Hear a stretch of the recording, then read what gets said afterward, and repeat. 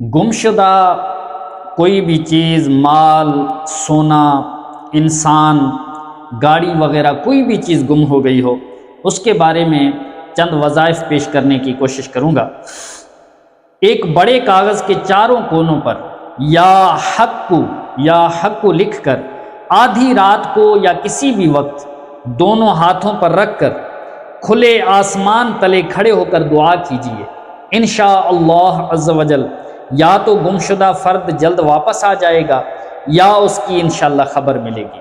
اور نمبر دوسرا وظیفہ ہے 40 دن تک روزانہ 2 رکعت نفل پڑھ کر یا حیو یا قیوم، یہ 119 بار پڑھ لیجئے۔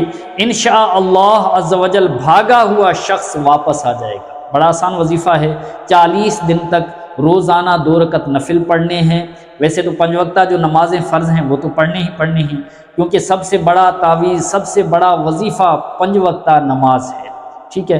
اس کے علاوہ روزانہ 40 دن تک 2 رکعت نفل پڑھیے اور اس کے بعد 119 بار یا حیو یا قیوم پڑھ کر دعا کیجیے، انشاءاللہ عز و جل بھاگا ہوا شخص واپس آ جائے گا۔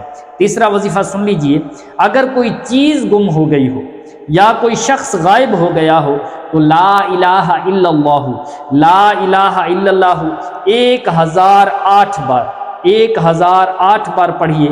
انشاءاللہ عز و جل اللہ نے چاہا تو گمشدہ شے یا آدمی مل جائے گا، گمشدہ انسان، گاڑی اور مال واپس ملے گا انشاءاللہ۔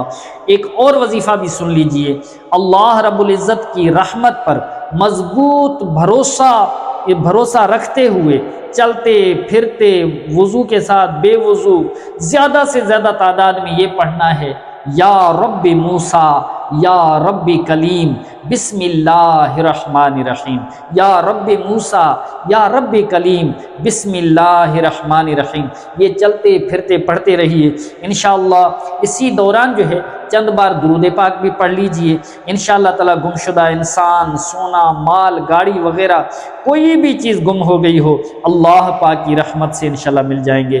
بلکہ دیگر حاجات کے لیے بھی یہ عمل بہت مفید ہے۔ اللہ پاک ہمیں عمل کی سعادت نصیب فرمائے۔